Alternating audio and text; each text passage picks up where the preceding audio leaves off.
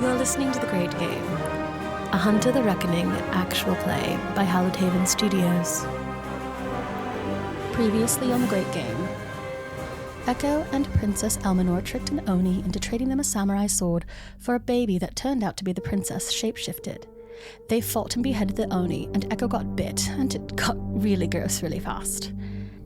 Back on the boat with Echo's crew, Echo had her shoulder treated and found out that they're planning to steal a boat called the Empress of Japan. Elsewhere, Aylin discusses her current condition with her 10 passengers before waking up in her shared apartment with Houdini and Angelo. The group discussed their plans for the day, including attending the showing of 2 new films. But first, Houdini realizes that he's missed a very important anniversary. Aylin heads to the theater without him, where she meets fascist mages from the Syndicate and finds out that they're trying to kill Houdini and Angelo. In the ensuing chaos as she tries to stop them, Aylin manages to creatively teleport a man into another person, saving her friends. However, the teleportation goes wrong and she falls into the Pacific Ocean. Across the country in California, Sloane wins a bunch of money playing Texas Hold'em against her Uncle Wyatt and a man named Mason, who challenges her to a duel with guns. Sloane outclasses him and chooses not to kill him but maims him instead, giving him the chance to go home to his family. When she returns to celebrate, she is tricked and ambushed by vampires who have a grudge against her late father, Doc Holliday. They drain her and steal her guns. She is saved by her Uncle Wyatt, who bursts in and shoots the vampires before telling Sloane to run. As Sloane runs and bleeds out, she finds herself passing out on the beach, where she is scooped up by the crew on a ship called the Empress of Japan. Sometime later, Aylin wakes in the infirmary to the sounds of the crew bringing in another body, a woman pulled from the ocean. And now, paths cross, plans unfold, and the next moves in the Great Game begin. I'm Clara Allison, and I will be playing Aylin. Oh my god, what is my thing? You're gonna have to inquisitive. You're gonna have to do it again. I'm so sorry, I know. Hold on. It's not like we're live or anything. Okay, now. I'm Clara Allison, and I'm playing Aylin Crane, the Inquisitive. I am Freya. I'll be playing Verita Vale, aka Raven, the Marshal. I'm Bloodied Porcelain. I'll be playing Sloane Holiday, the Inquisitive. Hi, I'm Termite, and I'll be playing Echo, the Underground. And I am Overthinker, your storyteller for the evening. Welcome back, players. Hi. Hi! What I missed? Some stuff. There's a whole I don't know what you're recap. talking about. All right. In the 1890s, the West America to Asia crossing was an established maritime route dominated by steamships, particularly for trade and passenger transport, while migration was heavily restricted by the 1882 Chinese Exclusion Act. Key routes connected San Francisco to Hong Kong and Yokohama, with liners often carrying cargo like oil and kerosene to Asia and returning with tea, silk, and spices. The Empress of Japan was built in the Naval Construction and Armaments Company by the Naval Construction and Armaments Company at the Barrow in Forres, England. She is a 5,905-ton vessel, the length of 455 feet. Her beam is 51 feet. She's a white-painted clipper-bowed ship with 2 buff-colored funnels and a band of black paint at the top of each, 3 lightweight schooner-style masts, and an average speed of 16 knots. She is equipped to provide transport for 770 passengers, 120 in first class, 50 in second class, and 600 in steerage, with an approximate crew of 170. Raven, we're going to go back. Leaving London wasn't overly challenging, after all you've been through.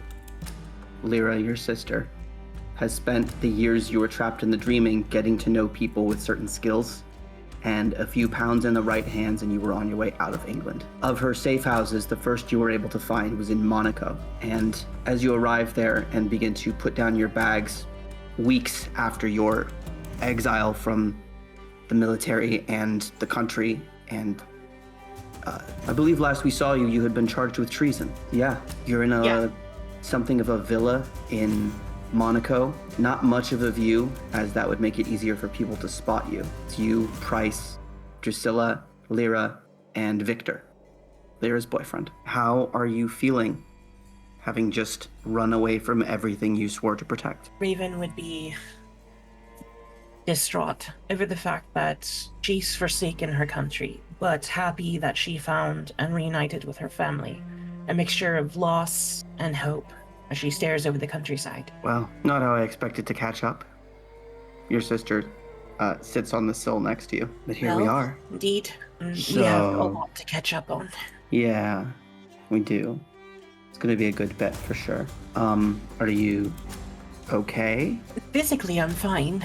Fair enough. Otherwise, as good as I Right. can be. And he kind of looks down at where you were badly injured a couple of weeks ago. Any lingering damage? None. Yeah. Me neither. Well, we are the strong lot, after all. Yeah, it's weird. Did you gamble with the others when you were on the other side? Play some games, or just talk to the Allfather, or just hop right back to it? I talked, mingled a bit. It was strange. Yeah. Like I was supposed to be there, but I wasn't at the same time. Did they tell you were mad for coming back? And a few other things, yes. Yeah. But I couldn't leave things undone. Yeah, me neither. Plus, I met that one. Sort of gestures across the room to where Victor, who you're confident he speaks English, but he has said 30 words to you in the past 3 weeks. He's not much of a talker, is he? He feels bad, is all. Yeah, if he doesn't meet your eye, it's because he's embarrassed. He didn't really get on the best. No, not how I'd have preferred the two of you to meet. I guess I hadn't really thought about how you would meet, or should. You really do need to tell me how things led to how they ended up the way they did. Well, it's not that complicated. Remember, there were some Eastern mercenaries when we were in, I want to say, Poland? We were tracking a diplomat, and I went in to poke around, ran afoul of a couple of the mercenaries, and we sort of met that way. We didn't shoot each other, and, tensions are running high anyway when you're fighting for your life, and then you look across your barrel and you see the most beautiful person you've ever seen. And then he reached out afterwards, and we sort of started talking, and then we were back in the neighborhood and found a hotel, started talking more, which is when he started to key me into his nature and the nature of things we hadn't been dealing with. Does that answer your question? Very much so. Aye. Neither of us knew I was more than human till the White Wolf attacked us. Do you know anything about it? Why don't we bring the others in for this part? Very well. Price and Drew have put down their bags and are getting out of their traveling clothes, and the five of you circle around the table. Victor still not quite making eye contact, but Lyra sort of nudges him. What do we know about the White Wolf? Old. She is extremely old and powerful. I do not know who her people are. I know many packs. I do not know hers. Did not know she existed, and this is strange. One as powerful should be known. She is a secret among our kind. Price leans forward. A secret among your kind, and stronger than you? Da. Much stronger. Right. That's not great. Drusilla bumps his shoulder, makes a couple of quick hand signs. He nods. She wants to know if there were any distinguishing features, anything that would translate between wolf and human form. I did not see much. I was injured quickly. So she has fought our kind before. She's fast enough to ground me first, and then deal with the humans. No offense. So she's been hiding for some untold years, and we don't know where she's come from at all. As I think Do so. your kind sleep for generations, like a hibernation? Yeah, anything is possible, but I do not know of this. Would she still have all the weaknesses of your kind? I think so, yes. It is not common for our elders to discuss their weaknesses, but I don't see why not. Drew makes a couple more symbols and Price translates. How would we go about finding her? I do not know. Do we even know what she's after? That night she was after me, but again, she does not. All I know is that she is old and strong. If there is more, it is yet to be found. Although here he finally meets your eye. It is not common for werewolves to spare humans in a fight. That's maybe something. I was glad to hear that you were alive. Both of you. Looks to Drusilla, a little surprised. Yes, we're quite tough. He inclines his head in what could be like an agreement nod or a show of deference. There are packs I have not talked to. There are others of our kind who I could try to speak to, but I would need to leave. I should actually go as well. Price nods. I should maybe go as well. I don't think it would be easy for me to convince. Well, with a little bit of fieldcraft, we might be able to convince my prior employers of a falling out between me and you. I could get my old job back, or something close to it, and keep an eye on the investigation. Army starts getting close to you, I can tip you off. Eyes and ears everywhere as we need. Something like that. Besides, I think, given where we are currently, I think it's likely that the rest of you will be off across the world. And while I'm not past my fighting days, my traveling every few months days might be behind me. Drew makes another quick symbol and raises an eyebrow at him. Right. Someone will need to learn sign language so she can talk properly to you. Lyra nods. I think we can do that. Is there anything Raven would ask for in this moment or want to put in motion? With the lack of funds and anything really that we have, she would seek to consolidate to at least create a pseudo-home base, so to speak. So she'd probably refer to price. What do we have remaining? What's left? Most of the goods. The rail yard was seized, of course, while you were at the meeting with the Queen.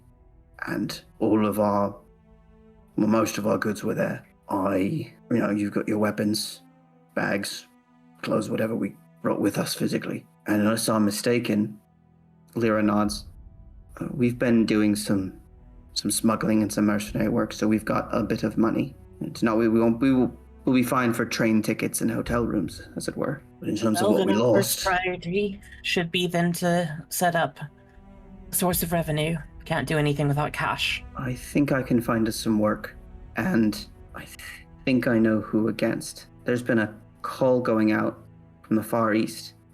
Actually, when you were with the Reliquary, did you run across these, what did they call themselves? Inquisition. Yes. Briefly, I recall. You know who they are? Have you dealt with them directly? Or just... No. Yes, it was direct. It didn't go too well, unfortunately. Well, they've been spreading, and there's a call to slow them down. Good money if you don't mind shooting Catholics. Well, I'm not opposed. Drew nods, and then signs to Price for him to translate. It will be easier to hide the further we go from England. Right, so let's set it up. You lot, we'll do the fake out here in London. Have you take a shot at me, and that'll be my way to convince the army that I'm back in. And then you head east, and Drew and I have been working on some ways to stay in contact, codes and such. I'll do my best to keep you informed. And I can go talk to the packs in wherever I can find them. England may be too hot. But elsewhere in Europe, I can ask around. It sounds like a plan? At least the and making they all of one. turn to you. Yeah, they all turn to you. It's a solid foundation. We lost a lot, but we've gained more, especially in regards to information. We can rebuild, just only stick out your neck when it's needed. That goes for all of you. Nods around the table. Drusilla tilts her head back a little bit, and then, realizing no one understands, signs. She says, "Fuck the man. How has your language gotten worse?" She shrugs. And people begin to move. 2 days later, you fake an attempt on Price's life to make it look like the two of you are no longer aligned, and he's on his way back to England by the end of the week. Any other conversations you'd want to have with them as the next few months turn into almost a year of moving east across the continent? Never more than a month or two ahead of the British military and whoever they've put in charge. who you learn his name is Campbell. Just playing catch up, Raven would be, now that some form of communication has been established for everyone, essentially, and trying to keep her other side as much as possible on the down low. Mm-hmm. And she kind of reach out to Price after a while and see if he's heard anything about Aelin or Echo. At the very least, to know that they're not been captured. For Or sure, worse. for sure. I'm actually going to make a roll about that. It's a H roll, right? Yeah. Okay. 2 successes. What he knows is that they are not the primary target of Campbell and his sort of military investigation. Aelin and Echo were involved in, they didn't call it that at the time, but effectively an act of terrorism. You are a traitor to the crown. That is more serious. At least she knows they're okay. And that they haven't been captured, at least. Yeah, he would almost certainly hear about that and tells you that he hasn't. Yeah, you go east and start picking a fight with the Inquisition. Echo. Hi, hello. Give me a wits and awareness roll, please. Oh, good. To remember how many fucking dice I have for that. Yeah, 2. 2. Okay. So it is initially confusing when you wake up to hear screaming and shouting and wailing. What do you do? Jumps out of bed, grabs a weapon, and goes to try and investigate what the fuck's going on. Sweet. You run out into the common room to see Elminor in her nightgown, standing in the middle of the room, holding her hair, and half the crew and some of your guests are just like wailing and flopping around or shaking each other and crying. I'm gonna need you to make a resolve and composure check as Elminor's sadness and misery hits you like a wave. Oh, good. Fucking seriously? Hold on. Also, you have regained 4. some since last time. Willpower. Yep. Yeah, 4 Cool. successes. 4 successes. Excellent. You retain command of your faculties and are able to distinguish between Elminor's feelings and your own. You still feel an intense sadness, and give me an insight check as this washes over you to try and get some details. Oh, You did boy. well enough that you can examine the emotions instead of just feeling them. Sure. 4 successes on 3 days. Fuck yes. 4 successes on 3 dice. Elminor is afraid. She is terribly, terribly afraid. And as you look, she turns towards you a little bit, and you see what she's holding in her hand, still attached to her head, is a gray hair. Echo, it's not right. It's not right. Are you What's fucking happening to kidding me? me? What's happening to me, Echo? This isn't supposed to happen. It's not supposed to be like this. I can't. How do you do this? How do any of you do this? I'm gonna get old. I'm not gonna hear the... God, I'm gonna be... Oh, I'm gonna wrinkle. I'm gonna die. Echo, I'm gonna die. I'm gonna die. And as she slumps to the floor, everyone else does. How does Echo respond to this? I think Echo's just fucking standing there, just staring at her. What? You're finally coming to grips with, mortality, I suppose? I don't know how any of you do it. It's fucking crazy, okay? I'm not supposed to be like this. I'm not supposed to be here. Yeah, I'm well, not then supposed you... to get these. Yeah, well, then you decided to try and overthrow your parents, and how'd that go for you? I thought it would be better. They're just hiding, and I could have been part of the world, but not like this. Oh God, I'm gonna die before all the good music happens. I'm never gonna hear David Bowie. Fuck, I'm never gonna hear David Bowie. I have to live.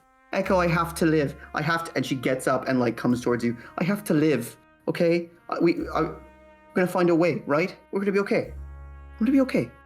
Tell me I'm gonna be okay. Please, please, please tell me I'm gonna be okay. The whole room is looking at you. You're going to be fine. Does Echo believe that? No. Cool. Not even a little bit. Manipulation and subterfuge.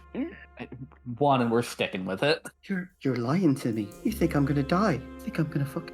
Oh God, how do you... It just ends. You're just alive, and then it ends. Why do any of it? You know how few people get remembered? You know how few of you humans, I mean, you're just these linear little things drifting through life. Boats on a river and there's a waterfall and none of you can get away from the waterfall. How do you fucking do it? How do you get up every day? How? Knowing it's just gonna end. Because I have something to fight for? Right, but everything you're thinking you're gonna fight for now is gonna be gone in 100 years. And 1,000 people from this year might be remembered, but that's more than 1,000 people in the world. Most will just be forgotten. And you're not even all that famous. They might forget you. So... Not everybody's head's far enough up their ass that they want to be remembered. But then you're just gone. Why be here if you're just gonna be gone? I'm not sure that there's a way I can put this that you'll understand. Please try. And for the first time since you have laid eyes on her, there is an air of pitifulness. She's genuinely scared of dying, and she's never had to deal with that before. A lot of people fight for something themselves. They don't fight to be remembered or anything out there. They fight because they have something that they believe in. That's why most people do it. They have people they care about that they want to see another day. They have something that they want to accomplish. It's not about being remembered or being famous. Find something to live for yourself, not whatever it is that you were living for before. Your preferred social role, whatever you have the most in, go ahead and make it. Yeah, this feels inspiring enough to be leadership, would you say? Yeah, just very much looking to you for direction right now. I'll take 3. The wailing and crying of everyone around begins to slow, and you see her start to breathe normally again. You just pick something. You just decide, oh, this is what I'm for. Not necessarily something you decide on. It's something that typically wanders to you, but more or less, yeah. Right, Echo. Yes. If you could live forever, would you want to? Fuck no. That's not what I expected. Okay, right. Thank you. Yeah. I don't think I'm ready to... You know what? We're up. Hey, everyone, we're up. We're up. She stands up, and you feel whatever intense grip she had on the crew there has sort of dissipated with her emotional state. Right, I don't think we have any more time to lose. Let's get to our positions and get out of this bloody dock. Echo, you and I need to go over plans for how we're going to get on this ship. I'm assuming you want to go in first and make sure everything's not a trap. Would be preferred. Do we have a crew manifest? We know how many there are, but not specifics, no. Right. We'll get you a couple of flares, nice strong color.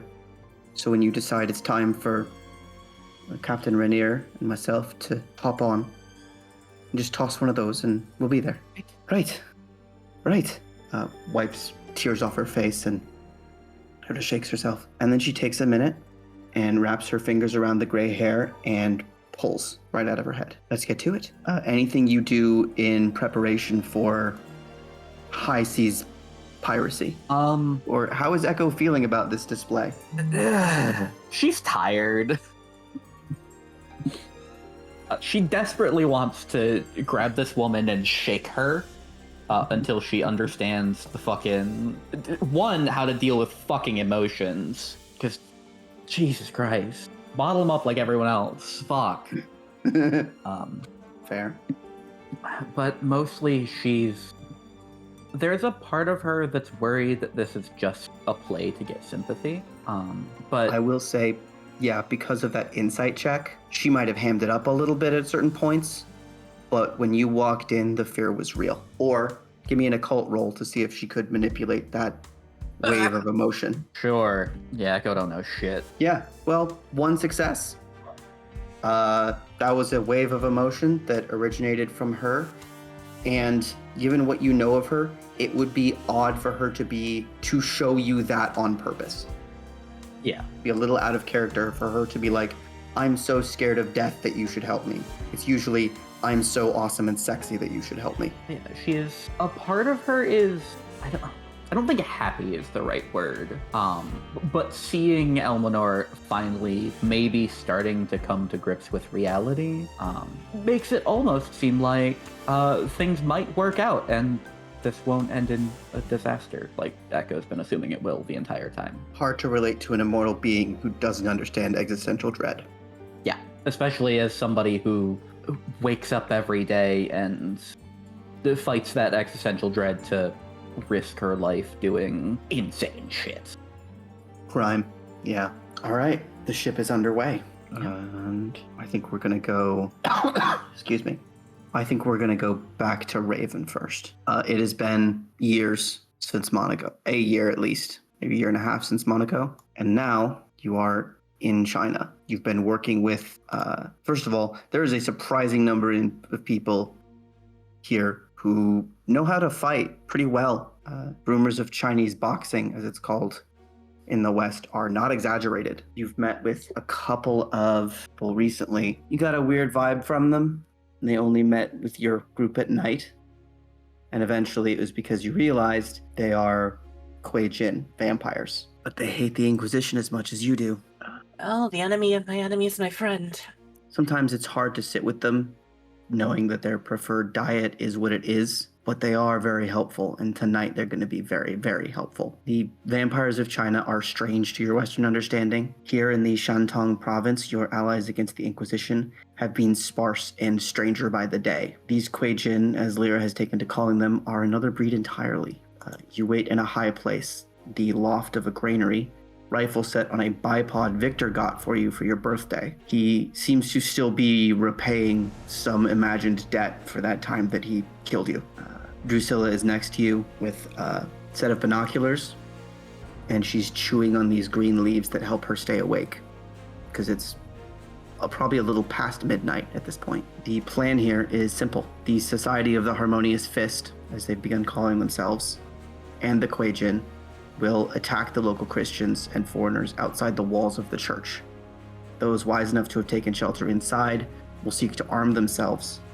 When the Inquisition makes its counterattack, you take this phosphorus bullet that you've recently acquired, and, take this phosphorus bullet you recently acquired and blast the cart full of black powder you've conveniently placed nearby. We'd be watching intently, but out of the corner of our eye, keeping an eye on Drew as she munches on her leaves.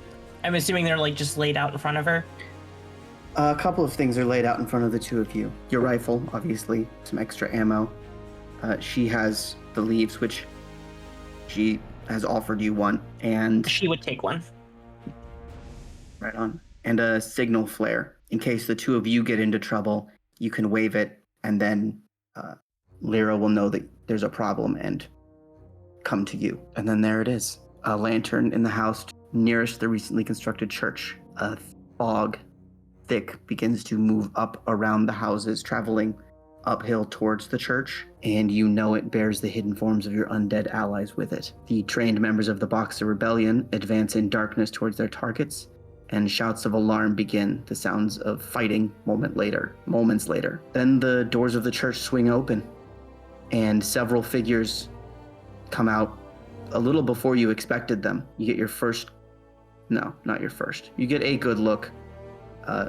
Reflective armor and guns in either hand. The heavier foot soldiers of the Inquisition come prepared, and battle commences. He would take aim immediately, waiting for the perfect time to take out as many as possible.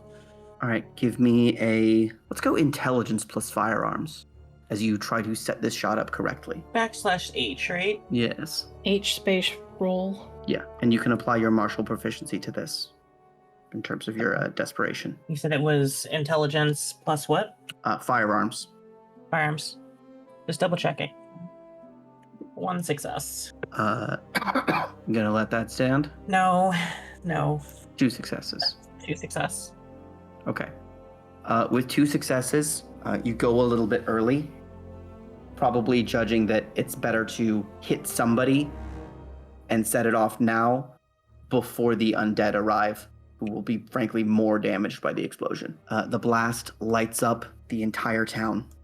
One of the armored figures is consumed in the fireball. The other 2 are knocked to the ground, and as they begin to rise, the fog coalesces into 3 tall figures, well-dressed, who extend their arms and rush forward, claws out. One leaps on the first Inquisitor and tries to claw at the armor to get past it, and instead receives a revolver to the chest, fired 4 or 5 times. The other two grab the second Inquisitor and drag him away as the human effort begins. Some coming out from the church, others rushing forward with farm tools as weaponry. What would you do? First, Raven would curse herself. Fuck, went too early. And then look over at Drew. She raises her eyebrows. We shouldn't stay in one spot after this fire. She nods. Where are you going to go as the fight continues? She would. Is there roof access? You're in a loft. You'd have to climb down, go a few streets, and climb a new building if you wanted a new firing position. It would be safer, but it would put you out of the fight for a minute. Yeah, don't want to risk that. Just get ready to run. And she'll take another shot at one of the armored knights. All right. One's being dragged away, and the other is actively shooting the vampire that's on top of him. Yeah, she's gonna aim for the one that's shooting right now. All right. Roll your shot. That's better. 7 successes. 7 successes. You sighted on this figure. Not hard to line up the shot, as even though he's doing damage to his opponent, he is currently pinned under another guy. You blow a clean hole through both sides of his helmet. Now we should get moving. Drew nods. As you do, you see moving through the shadows, Lyra heading inside to try and steal whatever she can about the Inquisition's activities. Several fires are starting to grow as the explosion hit a nearby house, and you can hear fighting and violence and the occasional gunshot still as you relocate. Are you going for another sniper post, or are you trying to get closer? It preferably both. Get closer in a sniper's position so we could cover Lyra as she gets out. Okay. Yeah. You hop down and reposition. Wits and awareness, please. That is only a 2. All right. 2, it's chaotic. A lot of people are getting hurt. A good number of people are dying. You see Lyra coming out of the side of the church, and I think you catch it as it's happening. Several members of the local constabulary police run out of a street very near her, and they are pointing guns. The flare that I have isn't like it's just a road flare, It's not right? a flare gun. No. Yeah. It is a thing you hold in your hand and light and hold up, and it makes a bright color. Might distract them at the night, but might not. She is going to pop the flare, look at Drusilla, give the sign to basically escort Lyra, and run forward with the flare and then toss it at them as if it's an explosive. Okay. Give me charisma plus intimidation, and you can use your desperation dice for this as well. I believe you have intimidation, right? Yes, I do. Sweet. I'm just doing math. That's 4 successes. Sweet. Yeah. You run up, probably yell like fire in the hole, and throw this flare at them, and they dive for cover, and the 3 of you take off into the night. Maybe an hour later, you return to your safe house to find 2 letters waiting for you. The rest of the fight goes it goes how it usually goes. A lot of people get beat up and die, but you got what you were after. Oh, actually, you tell me, do you stay and make sure that the Inquisition are dead, that all the foreigners and Christians are dead or run out, or do you have what you came for and then you leave? On the way out, do we see the other armored man? The other armored knight? I'm going to say on 2 successes that you did not. Okay. Wherever he ended up in the fighting, he was dragged in a different direction than you ended up going. No, we did what we wanted to do. We did what we came to do. We'll dip. Okay. The 2 letters. 1, you've become pretty comfortable with. I mean, it's always a bummer when it shows up, but you're all expecting it at this point. It is a letter from Price. There are honest notes about his life. He has a kid now. He met a woman shortly after returning to London and has like a 3-month-old son. He also informs you that you've been located and agents of the British government are coming after you. Time to move. Without hesitation, she began immediately packing up everything. The other letter is a surprise. You have never received 2 letters. It reads as follows. To Miss Marin and the Sisters Vale. I hope this letter finds you in good health and circumstance for all that has passed since last we spoke. I hear you are engaged in military action against Catholics in the Orient. I commend you. One's loyalty and faith in nation should not be discarded simply because a nation fails in its loyalty to you. To wit, I write you on the matter of correcting our abrupt dismissal of your service from our military. We extend to you and those of your choosing a pardon. In the event certain expectations are met with reasonable haste. 3 men of poor character have chosen to make their failings a matter of embarrassment to the crown, and have become sufficiently a nuisance as to warrant action. The first is a man named Edward Raoul. He is aboard the ship called the RMS Empress of Japan. The second is a Dr. William Moore, who fled to Paris with goods stolen from my own house. The last is Vicar Francis Calcott, an inquisitor. When none of these 3 men remain to steal air from good folk, return to London, and we will have the matter of law set right at once.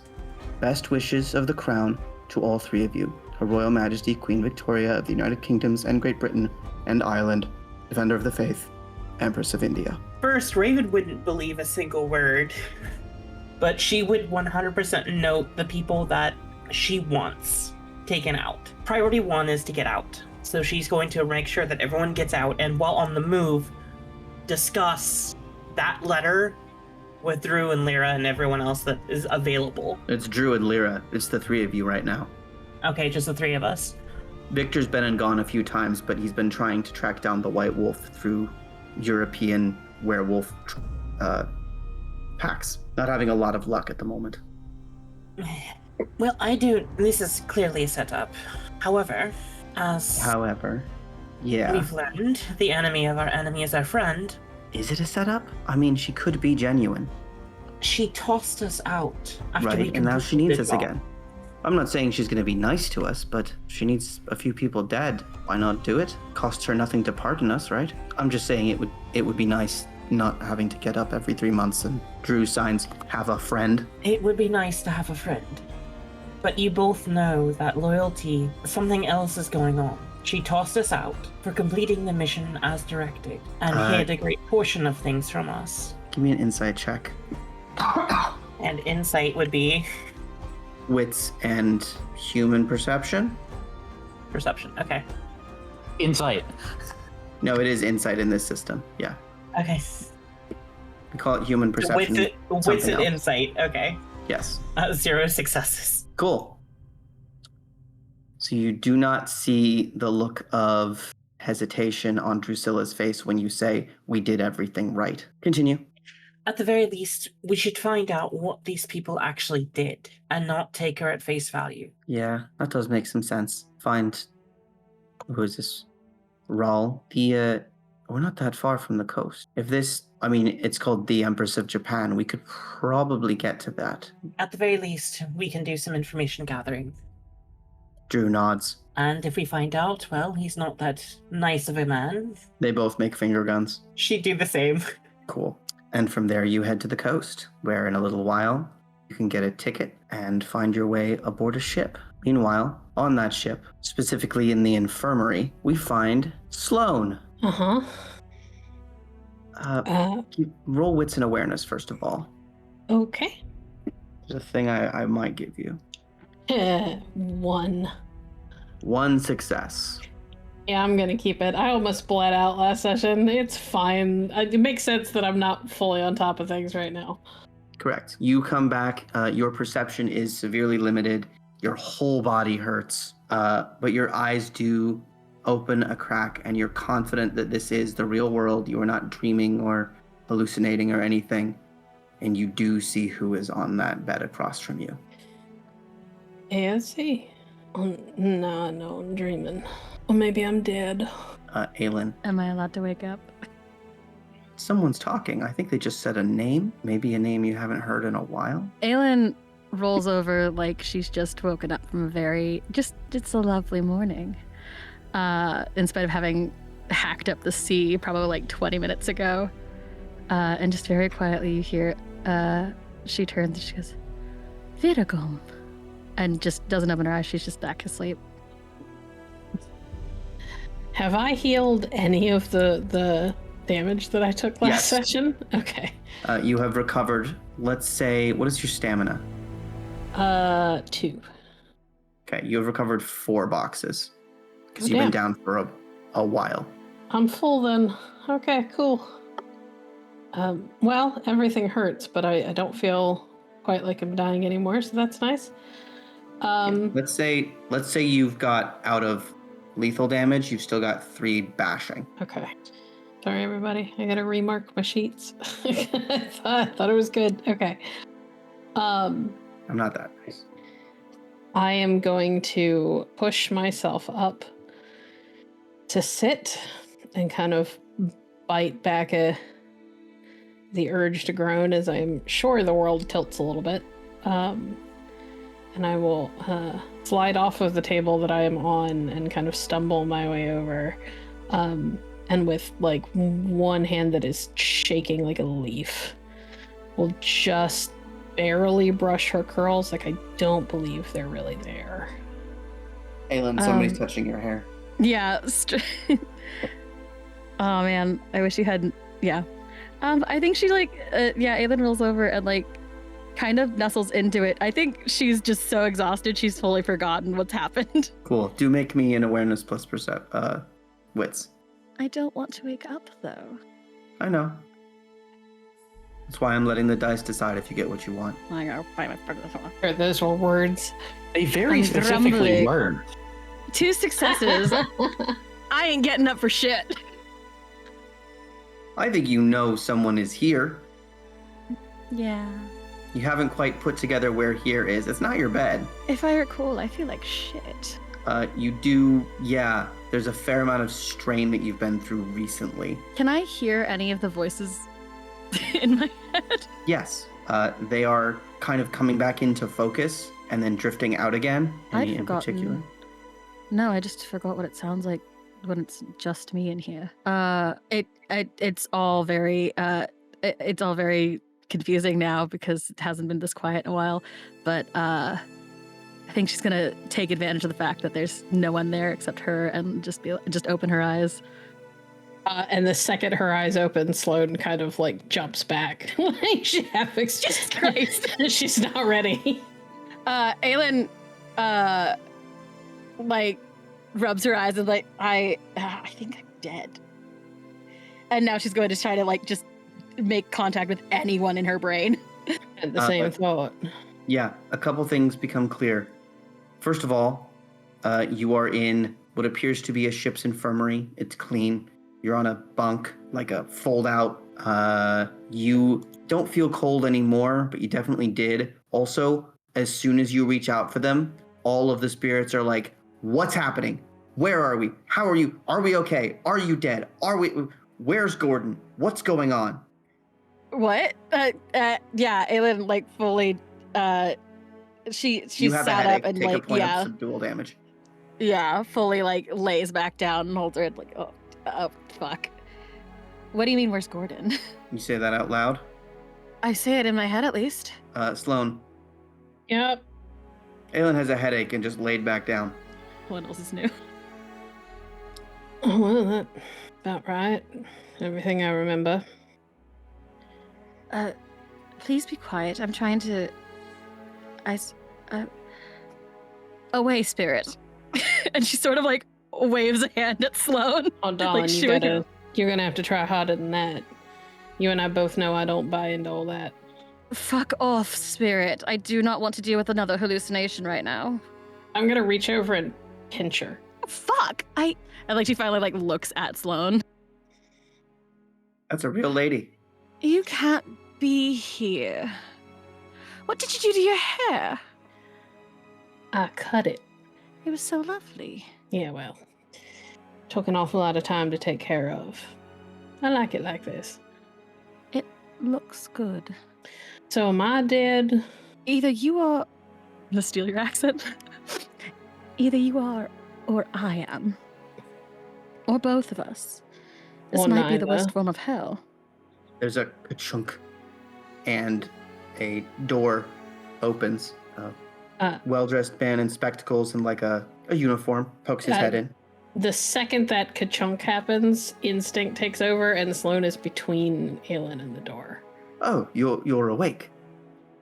Excellent. Weren't sure that you were going to. We are... Where are we? I beg your pardon? Where Where are we? are we? You're aboard the Empress of Japan, a sailing vessel on its way out of the Americas, and we should be not far from mainland China at this point. Oh, hell. Fuck. I beg your pardon. Sorry, I understand you've had quite a fright, but that's no reason to lose propriety. Forgive me, verbal tick, injury when I was younger. We're headed to China. So it would seem, although we did pluck you, Mom, out of the sea. There are some questions about that, you see. How you got there, what boat you were traveling on. Were you perhaps endangered intentionally by some brigand or other? Is it too late to tell you I'm a mermaid? Ha! Well, it is good. A sense of humor is excellent for your health. Right. I was, dumped. It's not incorrect.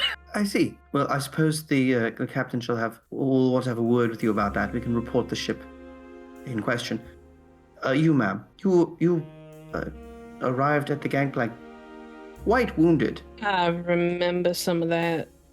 Not much. Yes, you were, I believe the term is exsanguinated. Rather extremely. Oh. Yet, an examination of your body revealed only very small injuries. 2 pairs of small holes, I believe. Excuse me. The seawater. Sloane she's thinking really hard, because I imagine that's all kind of just a blur to her, where there's like bits and pieces that she remembers clearly, but a lot of it was just a lot of like terror and noise and running. Go ahead and roll wits and intelligence together as sort of a memory test. Can I roll to see if I can catch fully what this was? Claire obviously knows. Absolutely. Insight or occult plus wits or intelligence. You don't need a lot to know. Yeah, I'm gonna keep the 1. I think she's struggling with it. Cool. Yeah, you can't quite understand why you went from, hey, looks like I'm gonna get lucky with this nice lady, to I've given her all my weapons, I'm mostly dead, Wyatt's here, I'm running. There are leaps in logic and connections between those events that simply do not make sense. Do I at least remember the face of the face of the guy who has my guns? On 1 success, I'm gonna say you remember that it was a dark-haired man. All right. In a suit. Sloane kind of frowns, and for a minute she just sort of like rubs at the side of her neck, like she's not really aware she's doing it. And then that same hand goes like down to her hip, like she tends to rest it there all the time. And when it doesn't find her gun belt, she sort of pats for a second, and her eyes go really wide. Yes, Weird. Your effects are in the locker just over there, both of you. Also, Aelin, 100%. You would know exactly what happened. Man, I've been there. I am going to the locker, like not even thinking about it. Sloane has kind of a little bit for the moment brushed off the fact that her long lost girlfriend is in the room. It is desperate to make sure that her guns are there, and when they're not, her face goes just white and then red, and her eyes are furious. Oh dear. Please, sit down. You're getting quite pale, and we don't want that given your condition. What was your name again? Fred. Nice to meet you. Fred, yes. If you excuse me, I've just been thoroughly soaked, and I would like to change out of some of these wet clothes. Do you mind leaving us for a moment? Certainly. We've actually managed to scrounge up a room for the 2 of you, but if you'd prefer to change here, we can, I think, bring you something. A room would be lovely. A change of clothes would be better. Certainly. I shall see what I can do. And he steps out. As it is, I think they would have gotten the wet clothes off of you just because it's better for your body reasonable. temperature. So you're just under a blanket in like a nightgown, maybe. Excellent. Love this for me. Sloane, Vital detail, Sloane. Your ex-girlfriend is here in her underwear. What else is new? Yeah, my guns are missing, so. Priorities. All right. Exsanguinated. Yeah, I don't remember much. I remember a woman. I remember winning a lot of money that the Camden Hall still got, I hope. Or maybe Uncle Wyatt cashed it out for me. That would be fine. He'd hold on to it. I think one detail swims to the surface and sticks firmly in your mind. And it was right after you stabbed the first vampire and she sort of recoiled. You got a very clear view of her face with fangs and a, hiss looking feral. I remember the woman. I remember taking her hairpin and stabbing her, and she didn't die, which was of some concern, considering that I tried to stab her in the brain. Oh, darling. I remember I'm so a man sorry. with dark hair, and he's got my fucking guns. We can get your guns. We can replace them if nothing else. No, But we have to guns, get Sloan. we have to get the guns, and I will She just remove the gives you the hands flattest of look. anyone who has them. Sloan. Sloan is pacing now. Sloan, please stop pacing. You're making me dizzy. Well, I'm sorry.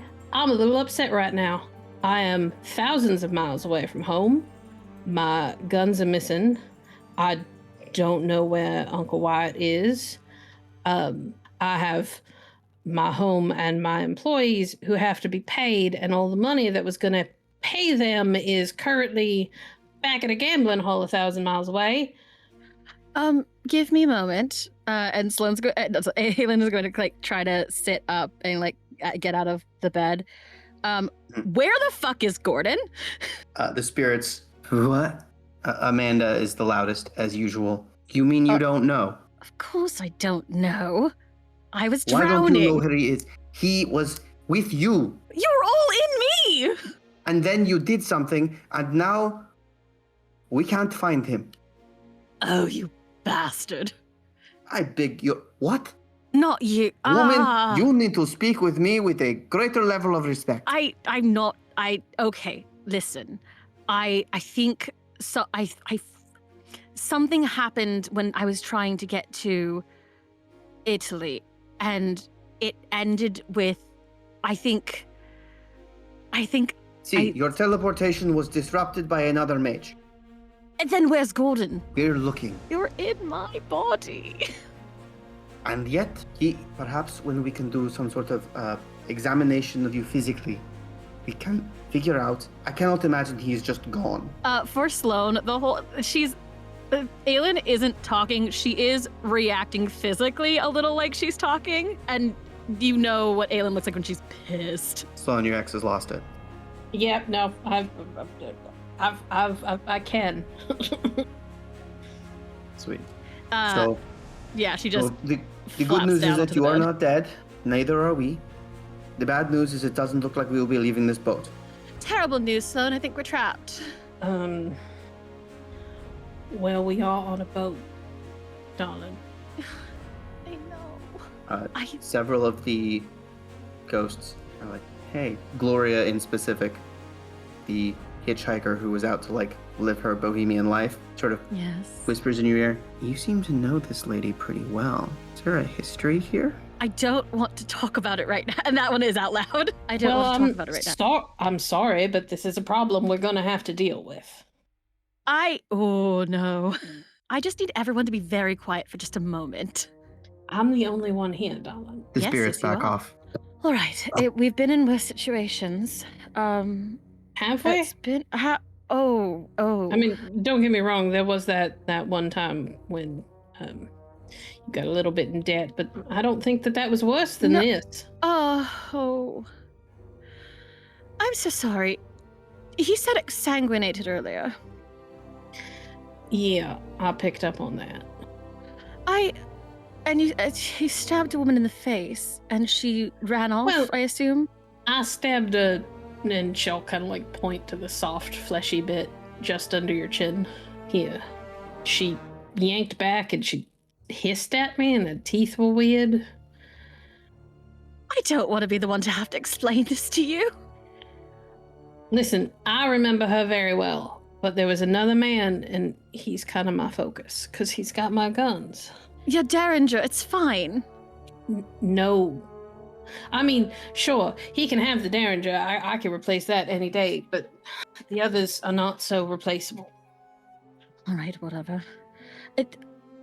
All right, oh my goodness. I wish and Aelin is having a time. How are you going to track a man? We're on a boat headed to China. I don't know, Aelin.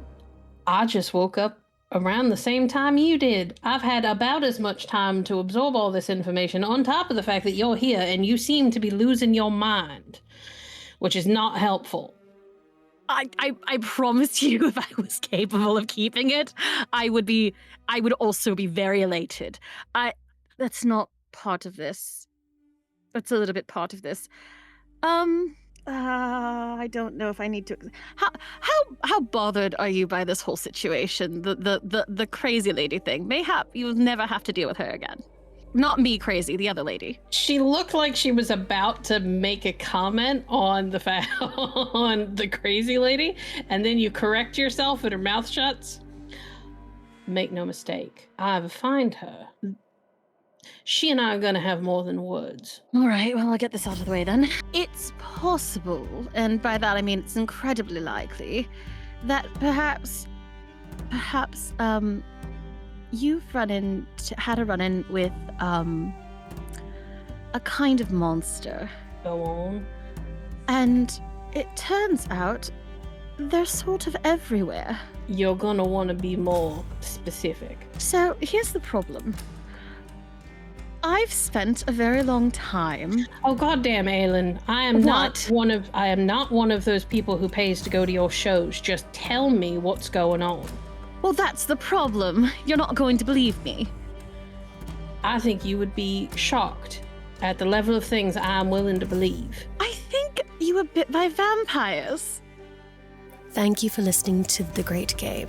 If you enjoyed this story, please make sure to subscribe and review wherever you're listening to our podcast.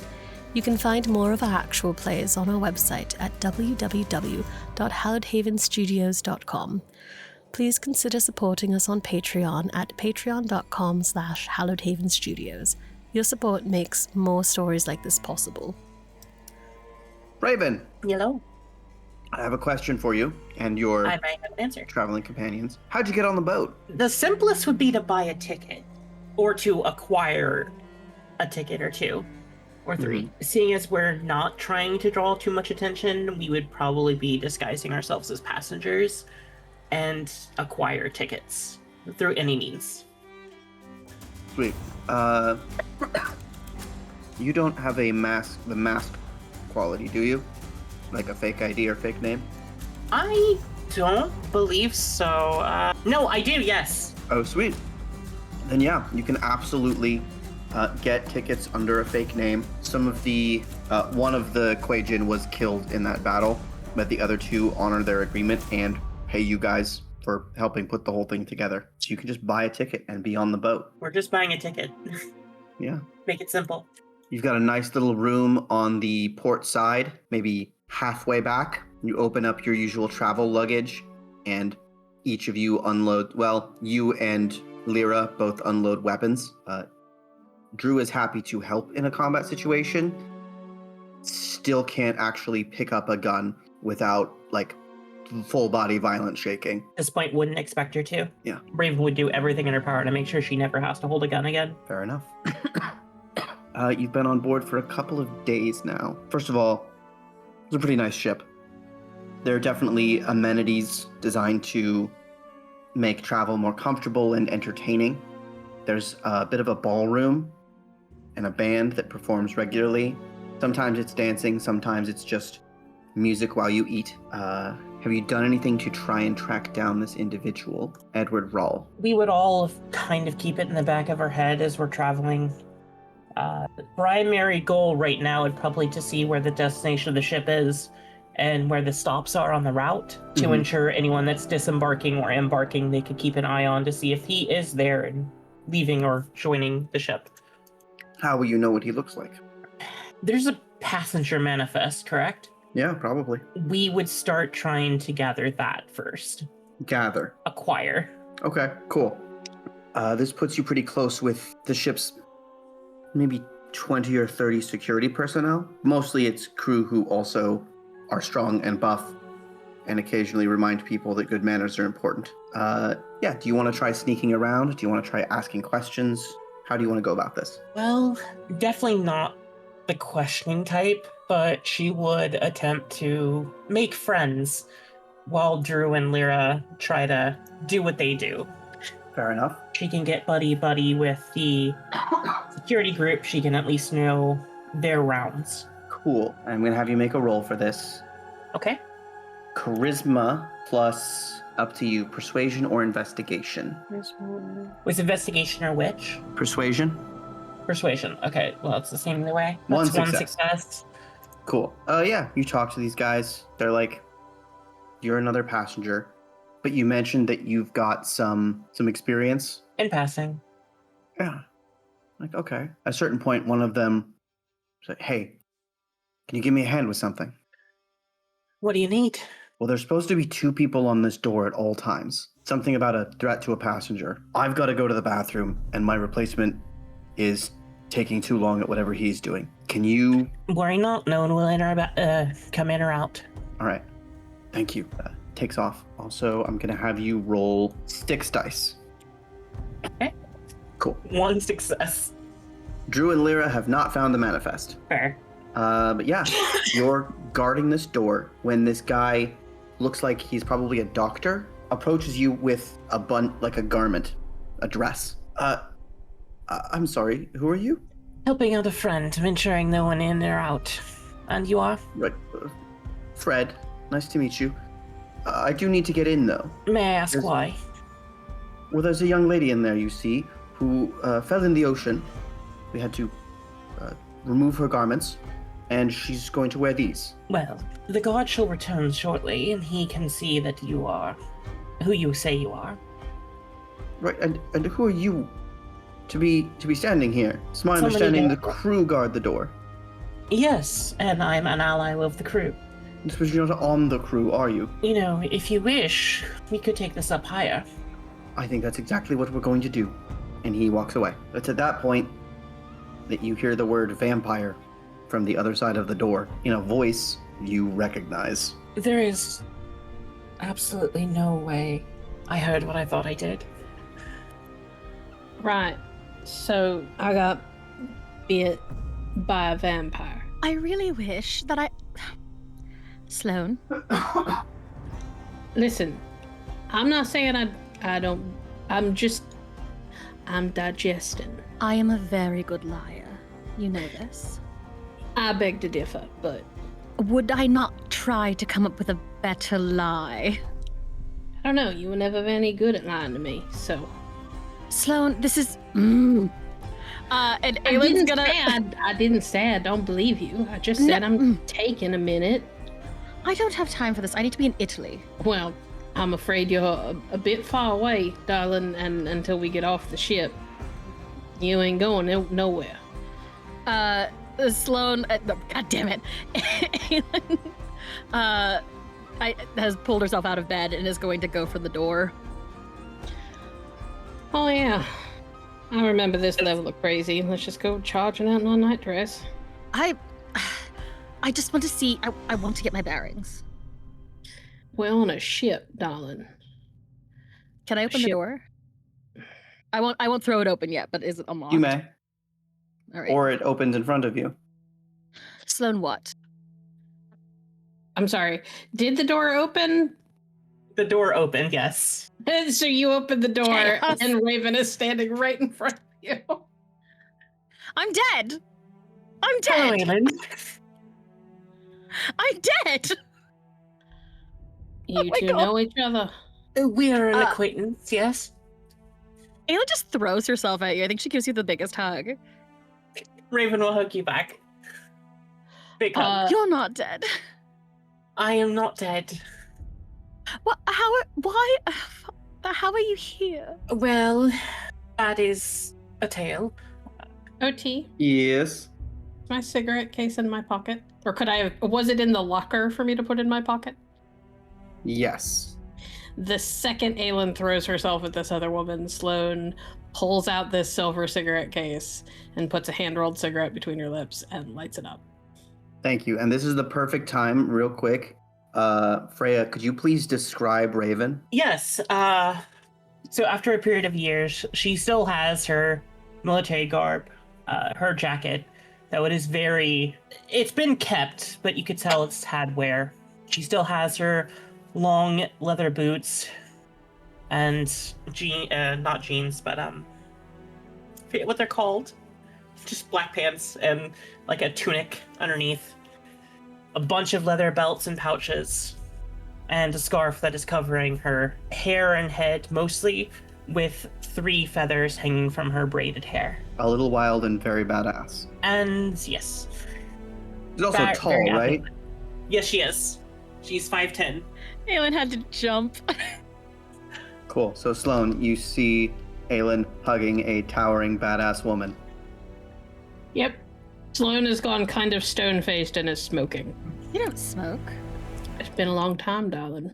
Lots of things have changed. Speaking of changing, I apologize. I believe I sent your dress away. What? Well, No. it's fine. I'm assuming... There she is. Fred has returned with a couple of security guys. My dress. But, oh, you have some modesty, woman. You're just standing in the hall. Sloane, the last time you saw Aelin make this face, it was at a show that Houdini crashed, and Aelin did punch him. Sloane will very smoothly balance her cigarette between her lips and shrug off her jacket and go and wrap it around Aelin's shoulders and very gently try to steer her back into the room. I apologize. Waking up on the ship is a little bit of a shock. She'll be all right as rain in a moment. Could we have that dress, please? Yes, of course. Here you go.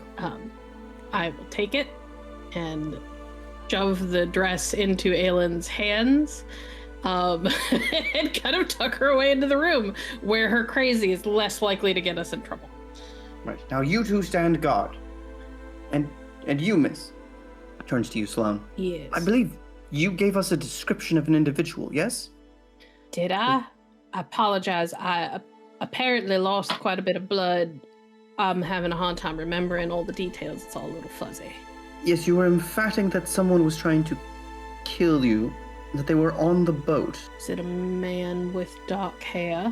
I believe you described, yes, dark hair, bright blue eyes, sort of pallid complexion. As he is describing this to me, does the picture start to come back in my head? Yeah. You now feel pretty confident you could pick him out of a lineup. Yes. He has some of my belongings and it's part of an effort to kill me. It's part of how I ended up apparently exsanguinated. I see. Well, we do have, you should talk to the captain about this. Happily. And when you're ready, hands you a key. Thank you I'm afraid kindly. it's one room for the two of you. That'll be fine, yes? She takes another long drag, like she is taking the moment to hide her initial reaction, and then she will exhale and nod. That'll be fine. Thank you for your hospitality. Certainly. And for But finding nobody said that our the Queen good of friend Japan- here. And she'll kind of clap Raven on the shoulder. Oh, you know each other. We do. Yes, it's Excellent. been quite some time. Excellent. Well, Miss... looks at Raven. Enjoy showing your friends around, I suppose. I will, thank you. Good evening. Evening then. Aelin, All right, how you bad are- is this dress? It is... It's normie. It's real normie. That's fine, I'll live. It is so middle of the road. Just the banana republic of the moment. That's fine. That's fine. Yeah. You could very easily be like a preppy mom who volunteers at church. Right then. Well, I've seen you wear worse. The clothes are not. I'm having a hard day. Yes, darling, I'm sure you are. And she'll kind of pat you on the arm. Well, how do you two know each other then? You don't seem like you would travel in similar circles. Aelin looks at Raven for this. I was hired to be her bodyguard for a period of time. Can I insight check that? Yes, absolutely, you can. I'm like, Raven, manipulation, and subterfuge, I should have answered the question. and wouldn't have gone much better for you. yeah, insight. Plus, you can add your desperation dice. Yeah, why not? We're only at 1 desperation, so it's only 1 extra die. Correct. You said manipulation and charisma? Yep. Oh, and subterfuge. Oh, wait, no. Yeah, it was manipulation. Subterfuge. Manipulation, subterfuge. Yeah. manipulation, subterfuge. Oh, well, yeah. Well. Yep. 1. Cool. I hate it here. Not I got only 4. is this, not only is this bodyguard line a lie, but it is concealing a dearth of information. Like, these two go back and have seen shit together, and it's also such a natural lie. Like, whatever they are hiding is something they hide from pretty much everyone. Like, secret identity levels of we don't tell people. Well, I, as the player, for right now, I'm going to say that Sloane interprets that as these two have a romantic history and have had to keep it on the down low given the time period, because that's kind of the same thing Aelin and she used to do. And Aelin did sort of throw herself at Raven the second the door opened. So I hate it here. You are picking up exactly what I was putting down. excellent. Sloane's eyes kind of narrow a little bit, and she takes a long drag. Now, we don't know each other, so I'm gonna choose to forgive you purposefully lying to my face like that. And also inform you that you don't know me. People don't lie to me, and I not know about it. So, She's not technically lying. darling, in my experience, technically does a lot of work for you, and it still doesn't work. Are we in the hall or are we in the? I assume we are in the infirmary. Yeah, we're in the room. No, I think at this point, both Sloane and Aelin realize that they are incredibly hungry, and if you're gonna make it to supper, you should start going that way. So, walk and talk. All right. I cannot. Sloane, you're just going to have to accept that that's the answer for now, and I will explain everything when we have some more privacy. Don't. I need you. I need you to trust me on this. Well, we both know how trust in you has gone for me in the past. I know, but under the circumstances, I desperately need you to trust me right now. It's not like I have much of a choice. But if you two are gonna try and sell that line in the future, you should maybe let her do the talking, and she will nod at Aelin. No offense. None taking. She's typically the one that does the talking. It has to do with what we were just talking about. It's just not the thing that we're going to. It's not for polite company, as it were. Give me Mhm. wits and perception, please. Everybody? Awareness. Sloane, specifically. Oh, what's an awareness? Yep. AKA a Okay. perception check. Okay. Drink. And I desperately need you to not go running off at the next chance you see to seek revenge. Is this something I could get my desperation dice for? Yeah. Okay. Because I'm quite aware that sometimes you also have a habit of running off. I'm gonna reroll some failures for 5 successes. 5 successes. You guys enter the dining room, and you can see there's a couple of open double doors, like 4 or 5 sets, that let out onto the stern of the ship. And just inside those doors, at a table covered in cards, is the man from the hotel room. And I desperately think that you should just sit and think about things and listen to us before you do something incredibly foolish. You understand? Check something. Hold on. Can I see? Does he have a gun belt on? With 5 successes, yeah. He does. Yeah. Yeah. While she is saying before you do something incredibly foolish, Sloan has walked off and is going to join the card game. You know, like walk off and join a card game with an absolute. We've just entered the Aelin follows and grabs Raven's arm. Well, evening, gentlemen. Mind if I jump in for a hand or two? The man across the table, who's like smiling, looks over at you, and you could swear he's pale as a sheet. I smile the same placid smile as if I have not recognized him, but I do make hard eye contact. Mm-hmm. The other gambler says, "What's wrong, Benny? You look like you've seen a ghost." No such things as ghosts, my friend. By all means, man. Have a seat. I will settle in. Yeah. Such pleasant company you keep. I will settle when he says there's no such thing as ghosts. Yeah. All kinds of monster stories going around. Fantastical things. Ghosts and vampires and hobgoblins and all that. I don't go in for that sort of thing, says another one of the guys at the table as he deals you some cards. I'm trying not to hit myself in the face so hard right now. I will take the cards. Is this a 5-card stud, or are we playing Texas Hold'em? Please tell me it's not Pharaoh. Let's go 5-card stud. Okay. I'm also going to ask you a question. Yeah. What are you betting?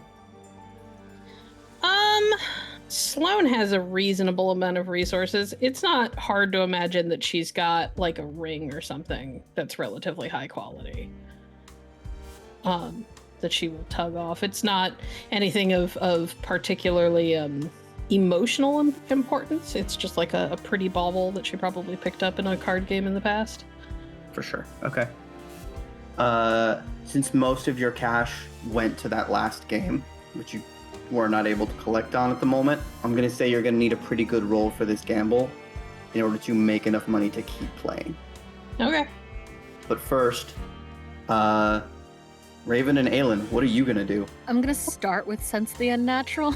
Cool, roll it. And how do you do this? What is tell me what Aelin feels and does in order to perform this. I mushed the wrong buttons, but 2 successes. Oh, you also get your desperation for this if you want it. Oh yeah, I will. This is always seeking information. How do we add desperation in the thingy? You just move right out of the box with the number, and it'll give you a bunch of extra options for extra types of dice. Thank you. Yep. 3 successes. I believe that's enough. Aelin, oh my god, I'm getting my girls mixed up. I'm so sorry. Raven has seen Aelin do this before. Sloan has not. Maybe Sloan has not. But it's unlike the way she carries herself when she's like performing.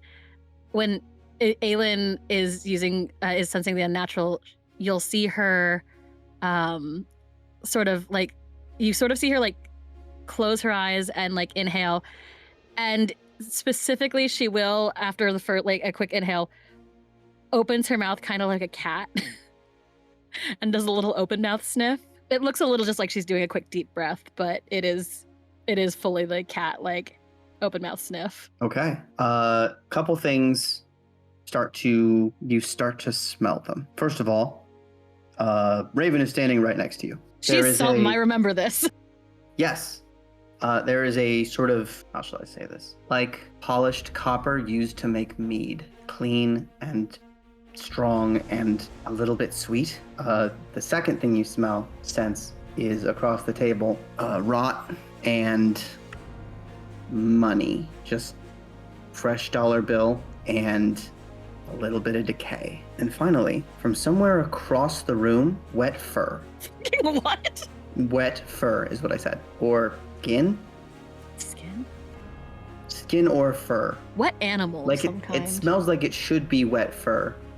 Like with 3 hits, I don't know if you can narrow it down much beyond that.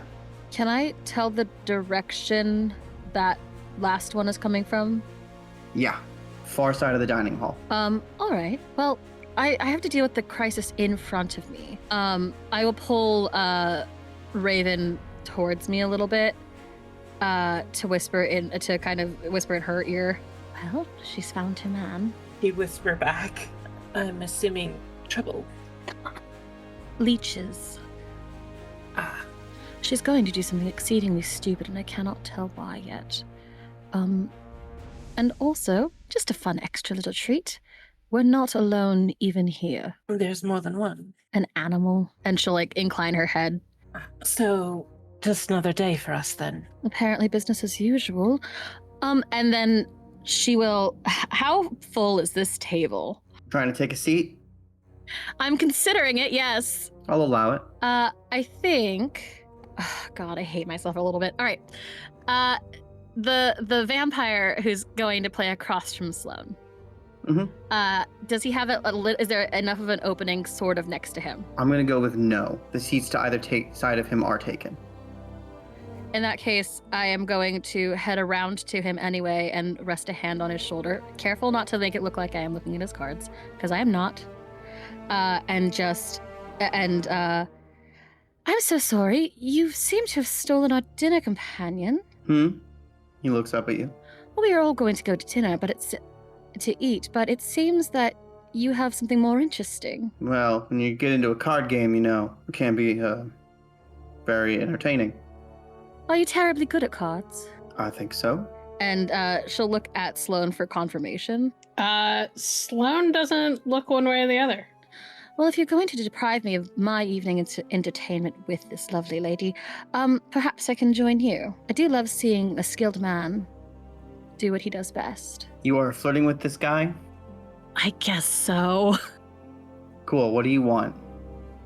I want to babysit Sloan. Okay.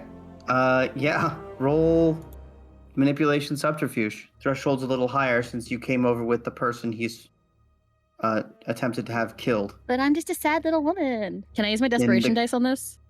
No. This is not a gain information thing. Does my perfume count? You're applying it? I forgot to, but I will roll to apply it. Cool. Yeah, go ahead and apply it and then roll resolve and composure. Why? Why would I have to add that? Don't worry about it. All right, I'm going to roll 2 dice for the perfume, and then I'll roll the resolve and composure. So it's 4 successes total for now, and then 1 success. One for the success on resolve and composure. I'm Ooh. fine. Cool. He gives you a little smile and gestures for a chair to be brought over so you can sit and watch the game. And as you take your seat, you're suddenly very glad that you did, as you feel lightheaded and a sudden awareness of the amount of ocean beneath this ship and the amount of dirt beneath that, and a sense that you are being pulled down. What the fuck does that mean? And then it passes. Aelin uses the opportunity to swoon a little bit on this guy. I didn't catch your name. Folks call me Benny. And I hate to say it, but could you back just a little bit? Of course. Can I see those guns now? What's an awareness? He does not want you, put it this way, you cannot be within arm's reach of the game, or him, at the moment. Oh, that's fine. 2 successes. 2 successes, I'm saying you see that he has guns. Lovely. All right, well, I've done exactly what I'm planning on doing. Raven can figure out what's going to happen from here. Cool. Raven, what are you going to do? How dare you put this all on me? Raven is going to take a step back, considering the table, as I'm assuming, full at this point. Well, Aelin didn't take the other chair where people were gambling. She just pulled up a chair to watch. She'll go ahead and sit down too, at the table. Okay. To join the game. And so the game begins. It occurs to me now I didn't actually create a roll for gambling. No, we were just doing wits and insight because Sloane's Float's method of play is about reading the players, not the card. Or, well, the players, and you track the cards a little bit, but it's mostly about reading the players. All right. Let's start with 3 dice apiece to determine how good your hand is in general. Okay. It's fantastic. Absolutely fantastic with 1 success. Raven, I love you so much. I love her so much. Also 1 success. I'm going to do this a little differently. The total number value of your dice determines your hand. So, Raven, 13 out of 30 means a little below average, and Sloan, that's not good. I'm going to secretly roll for the other 3 players. Okay, cards are dealt. They may be exchanged. Give me that insight check. Try and figure out what people are holding. I'm definitely using desperation. Mm-hmm. Is our desperation still at 1? Have we not gone up at all? You are Despite still at us 1. nearly dying last session. Oh, that mostly got resolved. I'm missing a whole ghost. Yeah, 5 mostly resolved. 5 success. I said mostly. 1 success. Cool. Raven, you know your hand's not good. And Sloan, you know that there is one other person at this table who you might be ahead of, and that's Raven. If you want to take this pot, you're going to need to bluff. Okay, let's do it. How would you go about bluffing in this situation? Feel free to imagine whatever specific cards you have. I imagine that I have like a pair, and it's a relatively low pair. Good old pair of 6s. And I am leaning into the fact that the guy across from me knows who I am, knows who raised me, and probably knows how I have made my fortune. So I will raise. Not a complete all-in, but I will raise a bit. Now, the ring got you to the table. Is Sure, there but it some usually other does thing? that because they exchange the ring for like chips. Fair enough. So I am assuming I have at least some chips. Maybe not a lot, but some. Okay, but you're putting most of it down. Yes, most. Not all, but most. Okay. Raven, you are also in a position in that you have a pretty bad hand. Yeah, I do. Do you want to fold and keep your cash, or do you want to play for it? She's gonna play for it. All right. Can I both. tell? Sorry. What? Can I tell on Raven's face how bad her hand is? Yeah, make a insight check, but probably. And then I'm gonna need manipulation and subterfuge from both of the players who are bluffing. I cannot believe I'm watching Raven try to play poker. 2 successes, by the way. 2 successes. I'm gonna re-roll Okay. for 5 successes. All right. I'm gonna. Okay. You play out your bets. Raven, you get called, but Benny across the table keeps looking at Sloan. He called you in the first round, but he's looking now. Decent-sized pot in front of him. A lot of interesting people end up at these tables. I didn't expect to see the protege of Doc Holliday at this humble establishment. I tend to pop up where people least expect me. Is that maybe a quality you share with the old man? I like to think so. Real shame about that, his passing and all. Yeah. Guess the cards aren't with me today. And he folds. Raven's out, right? Oh yeah, Raven. By virtue of money, you can call Aelin right now, but you think she's got a You pretty mean good hand. Sloan. Sloan, yes. Sloan Nightmare. appears to have a pretty good hand. Do you want to call or fold?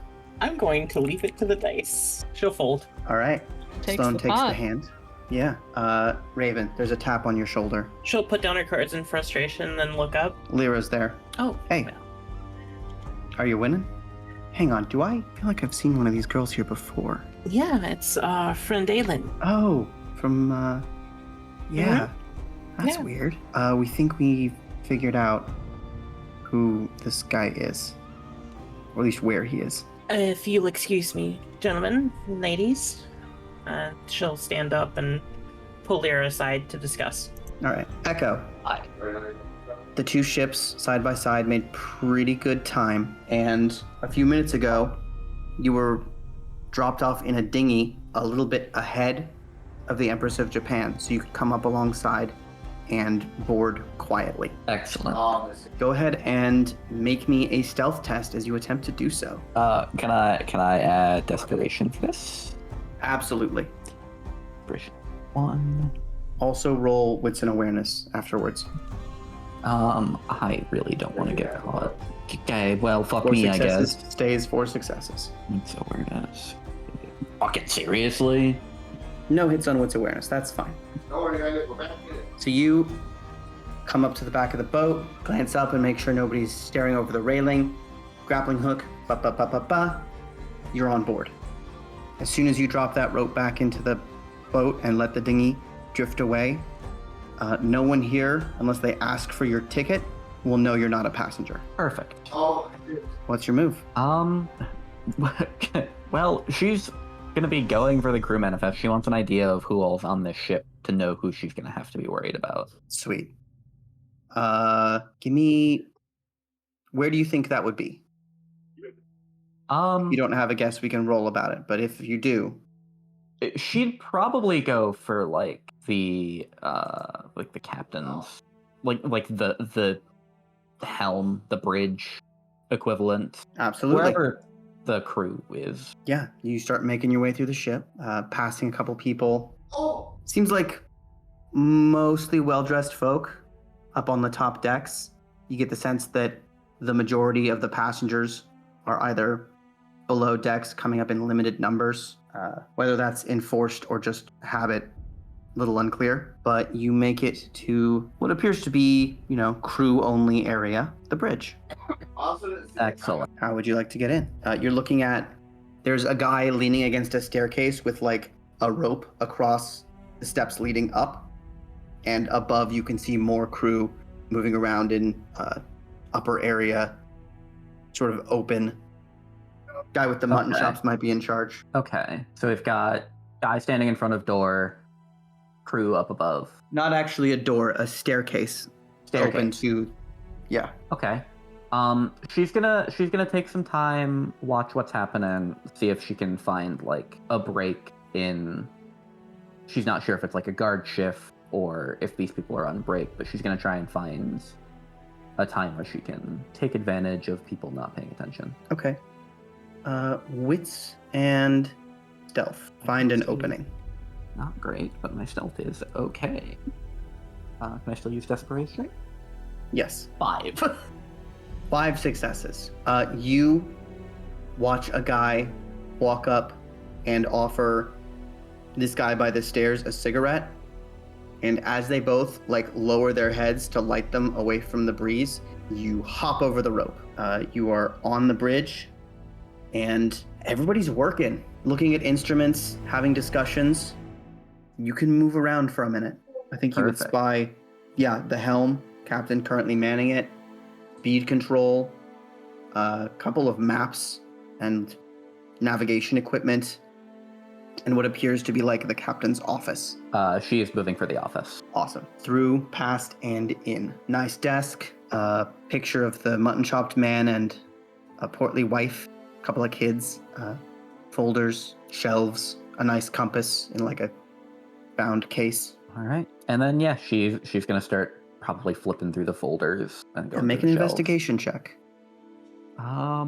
Wits what and... stat would you like that? Wits? All right. Yeah. You're trying to move quick still. 2 is not bad. Yeah. I'd actually let you add your desperation dice if you want. Nah. Okay. You head through and you see manifest and can flip through pretty quickly. It's at this point, you're not alone in the room. Shit. Someone has just stepped in behind you and pulled the door mostly closed. What would you like to do? She's gonna, at first she's gonna make sure she's on the other side of the desk from this person. Okay, you move around the desk a little bit. And then she's gonna turn around. You turn around as a small figure runs up to you, or not runs, but like they were hurrying towards you, maybe gonna tackle, and then pulls up short and almost runs into you as you recognize Drusilla. The fuck? She gives you an indignant look as well and makes a quick hand sign. You take sign language as a language? Not yet, nope. Cool. She slaps the back of one hand into the other and then throws them up in the air. I didn't think we were ever going to see each other again. Points to herself and then to you with a sort of same I assume you were looking for something? manifest. She'll kind of hold it up. She's going to grab it, tuck it under her jacket, then shrug and indicate the door. But I was using that. Right, it's fine. Confused look, like, not confused like, why were you using it? Confused like, what's your problem? Yeah, she'll head start basically do what she did in reverse. Cool. Get out of here. Give me one more stealth roll to not be noticed on your way out. Yeah, gladly. 5. Sweet. Yeah. Yep. You guys are back on the deck and no one knows you were ever there, aside from the stolen book. She starts heading towards the back at a brisk walk, quickly flipping through, not the crew manifest, but the passenger manifest. Well, that's interesting. Glances over at you. I assume there's a story behind you looking through the passengers. She turns and quickly makes 5 or 6 different signs. Looks at you expectantly. I mean, I can only assume you're looking for someone. She places her hand, like just the tip of her middle finger on her head, and then leans back and casts it to the sky as if to say, why didn't I think of that? Then rolls her eyes and keeps looking through the book as she walks. For the record, having Drusilla be the snarkiest mute in history is a constant joy for me. Same? Yeah, it's great. Yeah, she keeps looking through the manifest, stops, nods, and doesn't so much hand the books back to you as pushes them into your chest because she doesn't want to be holding them anymore. Right, thanks. And picks up her pace headed towards the back of the boat. After a few steps, she stops and turns back to you. Makes like a sweeping motion with her hands towards the back of the boat. Sure, why not? She'll follow. All right. A moment later. Now let's go back to the game first. Round, let's say 3. Sloan, you've acquired a bit more money. Aelin, you observe this guy, Benny, getting less comfortable. Let's roll for our hands again. 3 again. Yep, 3d10. 1 for a total of 16. Okay, and an insight check if you please. Absolutely. The last one was supposed to be a desperation, I'm sorry. But I got a 5 on it, so we're okay. It just didn't succeed. Okay, 4 successes. Yes. It's very close. Here's the thing, Benny's getting nervous. You get the sense that one way or the other, he's not going to stay at this table much longer. With that 4 successes, do I think that I could, if I went all in, could it kind of, I want to get him to bet the guns.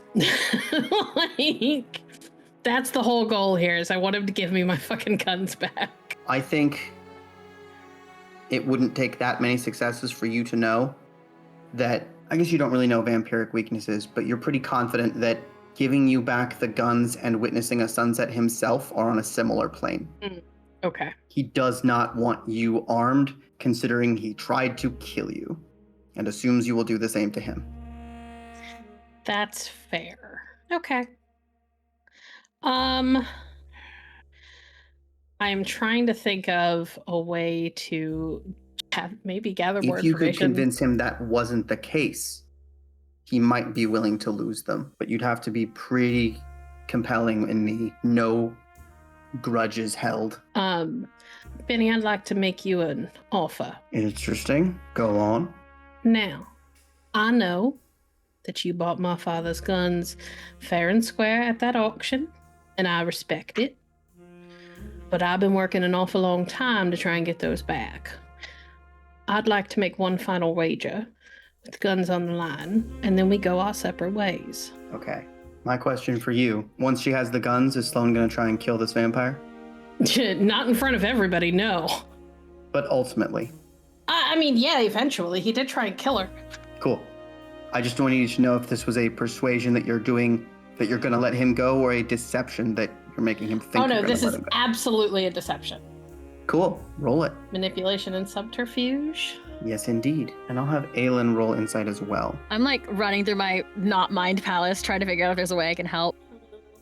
I'm double checking. 3 Does he think I'm successes? pretty? Yeah. Thought so. Is 3 enough? Should I have added my desperation dice? You can actually. You're not investigating a supernatural with this roll, so no desperation. That is 5 successes, sir. Okay. Interesting. Which is really good. If I need more successes, I will re-roll, but 5 is really good. If I can figure out what's going on, I will help. How would you help? I'm trying to figure out how to provide incentive to stay at the table.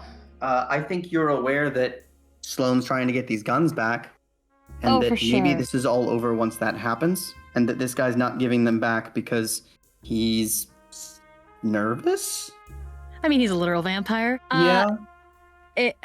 Aelin is going to not touch him again because he seems to be uninterested, and is going to instead nod her head at Sloane and say, "And we have other things to do for the rest of the evening, don't we? I am awful hungry. Perhaps we can find other ways to entertain ourselves after this." I could come up with a few. I'm so sorry, and she'll say this to Benny. I'm so sorry. Like I said, such a distraction. If you could just humor her and we can go. All right. He's going to... He didn't take the belts, just the weapons. So he's going to lift the Colt and put it on the table. And then, what was the other one? There's a Colt 1877 and a Colt single-action army revolver.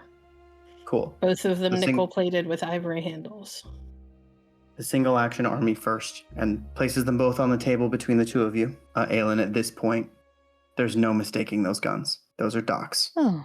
Mm-hmm. Aelin has no reaction. She's very good at what she does. All right. And what do We I are going get to if have I a win? Hardly got enough to pay for them. The whole pot, including my ring, Right. He pulls the single action back. That gets you 1. and a favor from me, personally. Personal favor from Sloane Holiday. I do have dots and influence. Mm-hmm. That's no small thing. It is not. He looks at his cards. Well, all right then. Here we go. And slides it back across. Okay. Now, before we resolve that, something else that's going to happen. Oh god, okay. Echo, Yeah.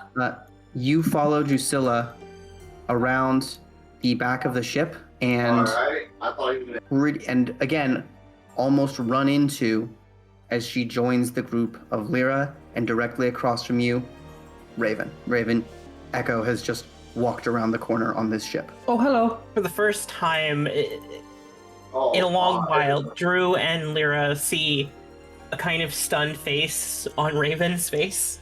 It's worth noting, the cloak that Echo's wearing, the brooch holding it shut, has one of the feathers that was previously in Raven's hair. Dang. There we go. Fancy seeing you here.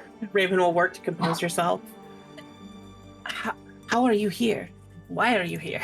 Well, the how's a lot easier. A boat, the little one. The why is a bit more complicated. Lyra looks between the two of you. Raven, is this that girl you like? She is smirking. Your discomfort clearly entertaining her. No, Lyra. We have important matters to discuss. No, you don't want to talk about it, or no, you don't. She did not stop talking about you. You are Echo, right? Yes, that'd be me. But she's right, we do have important things to discuss. Well, I imagine you do. I have a boat to steal. I'm sorry, what? Drusilla also raises her eyebrows. Which one? Which one do you think? Are you talking about this vessel right now that we're on? Well, I didn't know you were going to be on it. I'm sorry, you're hijacking this ship. Well, not just me. But that is the plan, yes?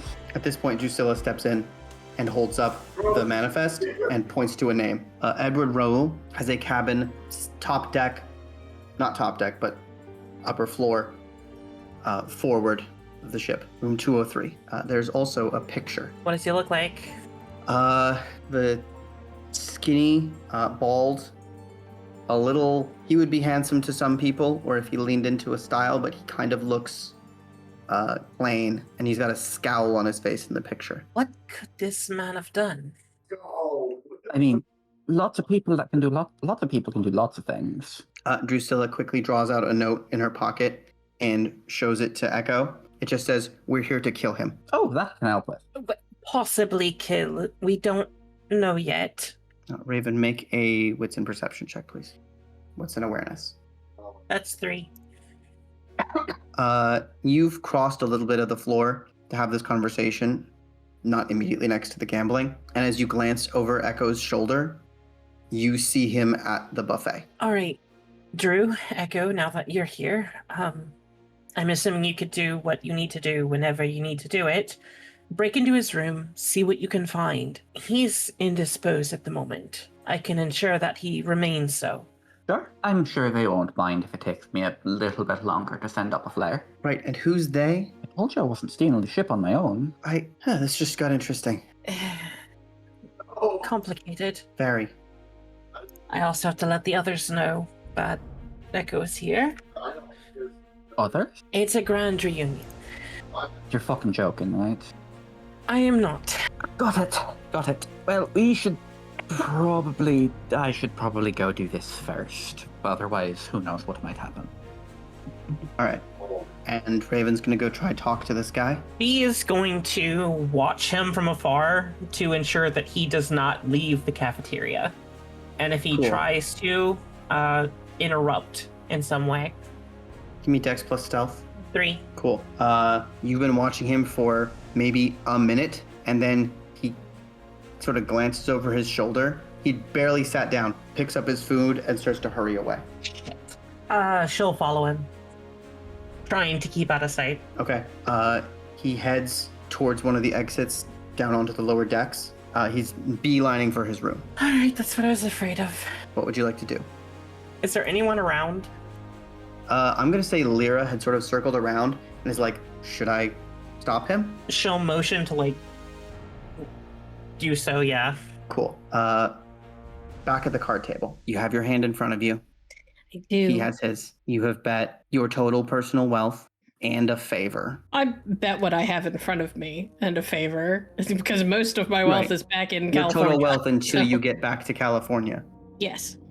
Which means if you need to get back on this ship to get to America, someone's going to buy you a ticket. Yep. All right. What was the number you rolled for your hand? 16. And what does that look like as you put the cards down? Like one above average, right in the middle. Well, am I putting the cards down or like? I mean, at this okay. point, you could try to bluff him out, but he's betting something he does not want to lose, and you're offering him something he very much wants to win. That's fair. And you've convinced him that it is a good idea. One above average. Probably like 2 pair, but they're both low. So like a pair of 2s and a pair of 6s or something like that. Excellent. You put down a pair of 2s and a pair of 6s. Mhm. And what's your high card? A queen. He puts down a pair of 2s, a pair of 6s, and a 10, having rolled a 15 on his hand. It is the Queen of Hearts, specifically. Having beaten him by the narrowest possible margin, what do you say? Well, thank you for the game, gentlemen. Benny, nice seeing you again, and I'm reaching for my guns. There is a shout and several screams behind you, and you hear, "You'll never take me alive!" I'm grabbing the guns. My eyes do not leave the guns. I don't give a shit what is happening behind Cool. me. As you go for the guns, so does he. Okay. So we're going to do... What roll is this? I think we're going to do straight dexterity. Point of order. Yeah? Repel the unnatural fuck up will push an unnatural thing away from us physically if we force it. I believe right? it stops it from getting closer. And since he's moving out of his seat across the table towards Sloane, double check me on this, because if it does push him away, it is helpful. Otherwise, I'm trying to get to. I want to get between him and the guns. I'll just do it bodily if I have to. you leaping onto the table would take more time than him grabbing a gun. Yeah, which is why I want to see if I can get between them instead and have repel happen. I'm gonna say I'm not gonna allow it in this case. You would have to get out of your chair, leap onto the table, and then do whatever is necessary to repel him in the time it takes his hand to move 15 inches. All right. And I make an argument for 1 extra die because I have a specialty in like quick draw. Yes. Okay. And let's say this. You can jump onto the table, but they're going to have the guns up before you can start doing the thing. There has been no intention to jump onto any tables. Fuck it. Like, yeah, go, continue. I will sit beside. Cool. Okay. So just straight dex, nothing else. Yep. Cool. I'm re-rolling. Oh god, that's a 1. 1 success. Masquerade be damned. He puts on a little bit of celerity and gets 2. Does he grab both of them or only one? He grabs the one you don't have to cock back. Okay. I Echo. have the other one. Yes, Echo. Yeah. You are, you and Drew went below decks and got most of the way to this guy's door when you hear shouting. Fuck. Well, let's be quick. Do you want to pick the lock, or is this a kick it down moment? Oh, dude. Fuck it. Yeah, we're gonna try and kick it down. All right, make an attack roll. Actually, your best method would probably be wedge a knife and twist. I mean, I don't really know. I'm great. Yeah, basically, she'd be basically trying to snap the lock. Yeah. Cool. I think strength melee probably makes more sense. She's using brute force. Okay. 5 hits, piece of cake. Hell yeah. You pop this guy's door open. Make me a Dex plus Athletics roll. Sure. 2 and 2. Cool. You're gonna take half damage as you force the door open. Feel a slight pull, and a crossbow mounted on a table fires and hits you in the leg. You're gonna take 2 points of lethal damage. Fucking hell. This place is an absolute mess. The porthole window has been like covered over with a piece of cloth. Most of the blankets and stuff are thrown on the floor. Things are torn open. There are several like suitcases sort of strewn around. Give me an investigation check, wits and take a +2 as Drusilla comes in and starts to help. All right. 4. 4. You don't need his clothes. You don't need whatever horrible thing is in those jars. You don't need most of this, but is this a letter? Paperwork? Interesting. And what about, it's a very nice shirt, cared for, unlike everything else here. Sure, why not? Upper deck. Raven, the man, Lyra came up in front of him and said, "Hi, are you okay? How are you? Who are you?" And he threw his plate of food at her and yelled, "You'll never take me alive." Immediately jumping on him and trying to slam him face first downwards. Cool. You see him pull a gun. Go ahead and give me, I believe that's strength and brawl. I'm gonna go ahead and re-roll. Well, never mind. It's 2. All right. He gets 2 on 3. So you jump on him, but don't manage to like tackle him off his feet, as he instead lurches forward and partially down the stairs. He's going to turn to you and "Get off me, you jackboot!" and try to shoot you. How would you like to resist this? You trying to wrestle the gun away from him? Just get out of the way? Knock the gun out of the way as she knock the gun out of the way. Brawl. Trying to beat 5. Fuck. Can I add desperation? Oh yeah, for sure. At this point, I think the desperation is up to 2. Re-rolling that. 7. 7. You were engaged in battle with this man. Is there some supernatural thing that you draw on in this moment? Or is this just like raw training and skill? A little bit of the supernatural to enhance his fear of death. Okay. To throw him off balance. Cool. Very, very, very cool. Yeah, he is in a fight. As you begin to ramp up his fear, Lyra behind you goes, "Oh shit." And I think it occurs to both of you at the same time. This guy is running on fear. He's terrified, and not just present in the moment fear of you, but vast and abstract, life-altering fear. And for some people, that would be paralyzing, would stop them from functioning effectively. Others respond to that kind of fear with irrational and increasing violence. You realize in this moment that this gentleman is part of the latter group as he begins to grow and expand. Wiry frame surges with muscle. Claws begin to protrude from his fingers, and his face begins to elongate. Yes. The few times you've seen Victor do this, he also developed fur. This man does not. You are looking at an angry, bald werewolf. Sloan. Uh-huh.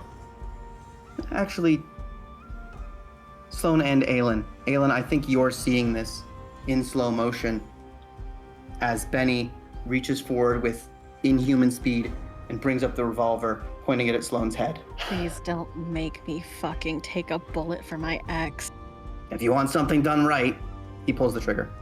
God damn it. How much speed do I get between that, him shooting, and everything else?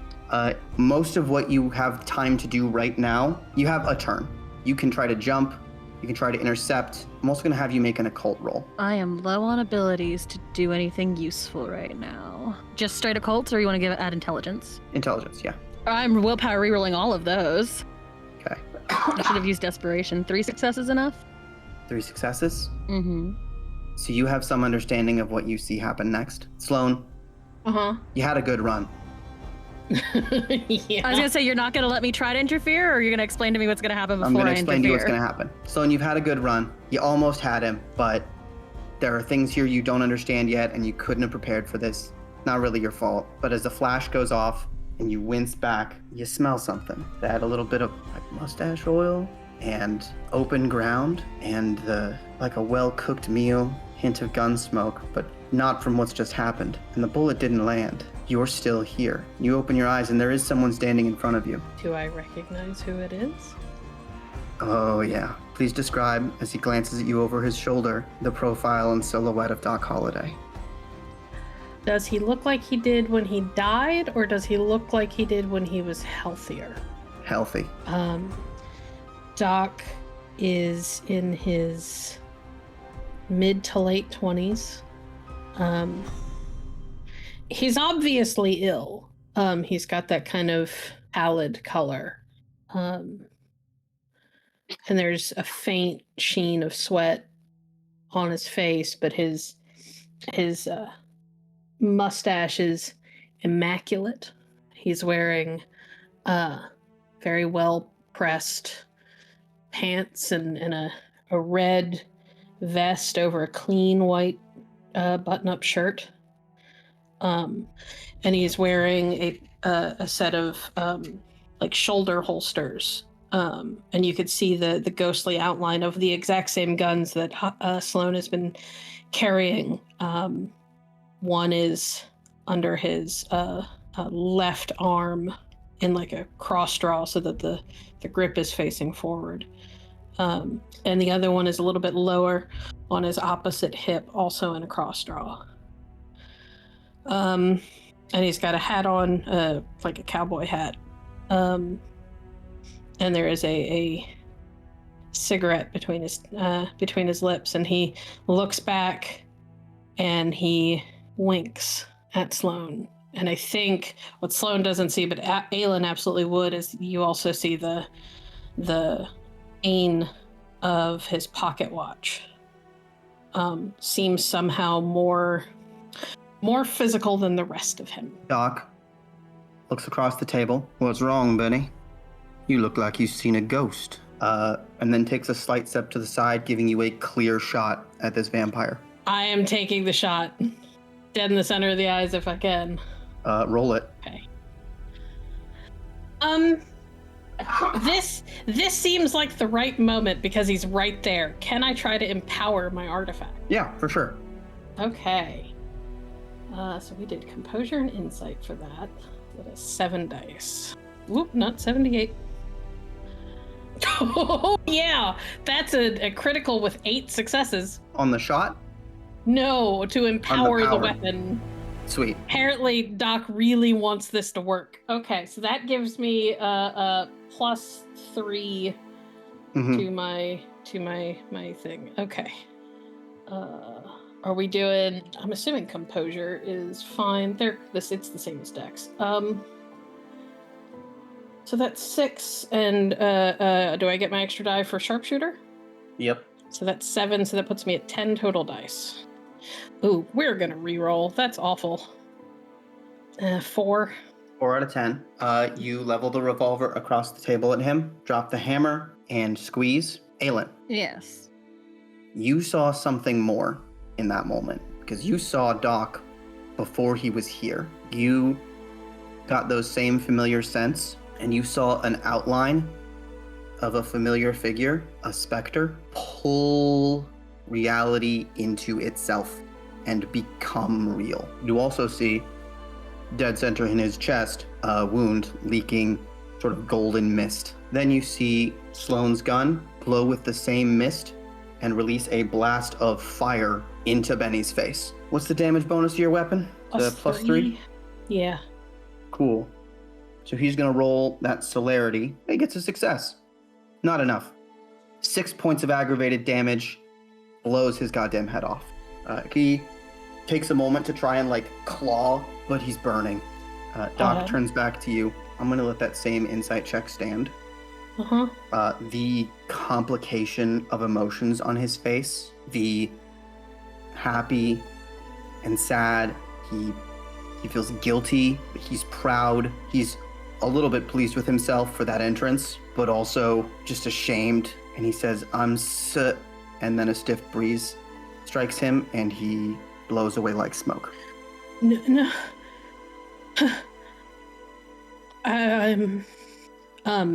Aelin got to watch the look on Sloane's face, because when she pulled the trigger, she was like stone cold. There was no emotion. It was like everything else fell away for that second. Which is not a look I think Aelin has ever seen on Sloane's face, because, the last time Sloane shot a person, and it wasn't in a gunfight over a card game after she left, was before she ever met Aelin. So the look on her face was kind of scary for that second. And then Doc turned around, and it was just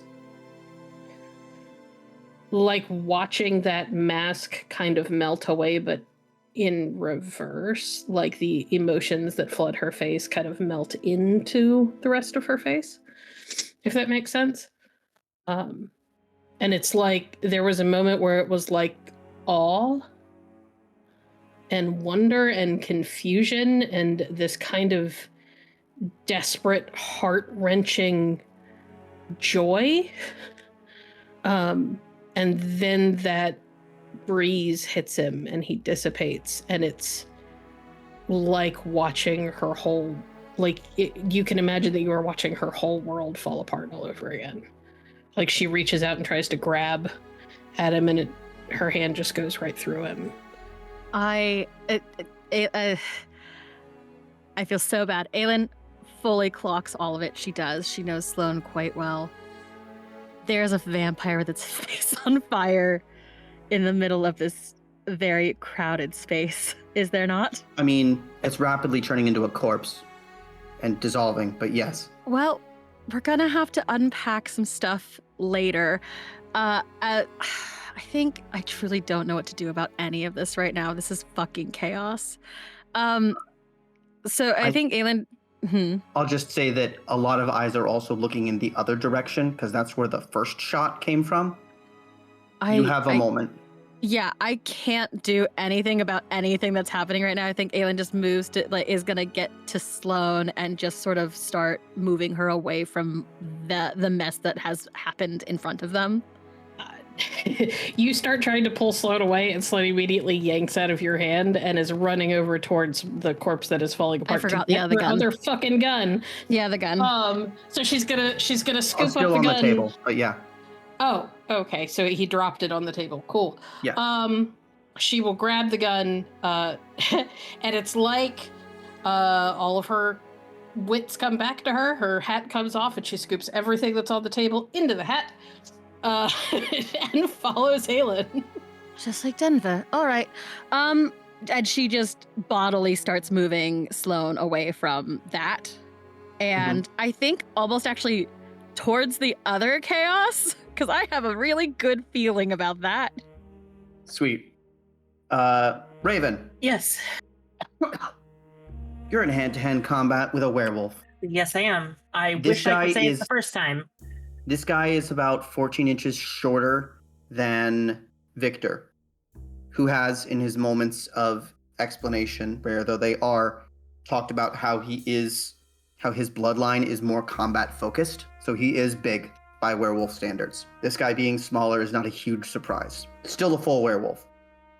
And he's going to try to kill you. How are you going to respond? He's below the stairs, correct? Or is he on the stair? Like, because So he it's kind of these fell short down. staircases that go from like a single story short metal staircase that goes from the deck down into like an open area where you can get into your cabins, like a walkway along the side of the ship. You guys are both at the bottom of that staircase. He's pinned against the wall and you're back to the stairs. Or he was pinned.